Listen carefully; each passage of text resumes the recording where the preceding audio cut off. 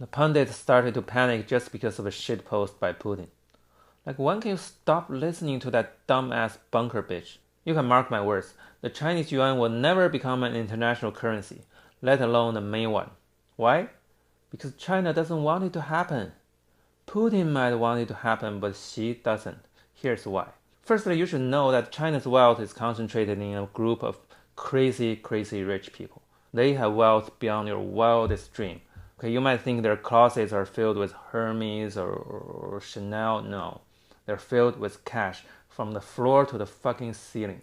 Just like rich people elsewhere, they are assholes with shady businesses. But what makes them different from the American rich assholes is that they don't want to stay in a country that made them rich.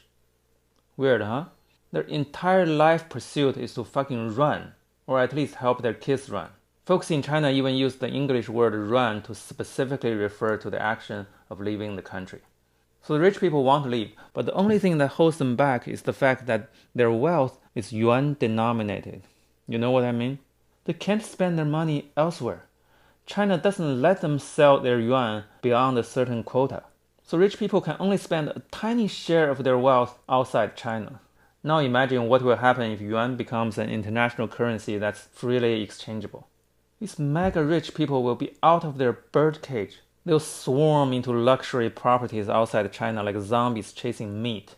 And back home, the yuan-denominated assets will just collapse. The currency, the stocks, the real estate will all turn into worthless shit in a matter of weeks. You think the CCP will let that happen? No way.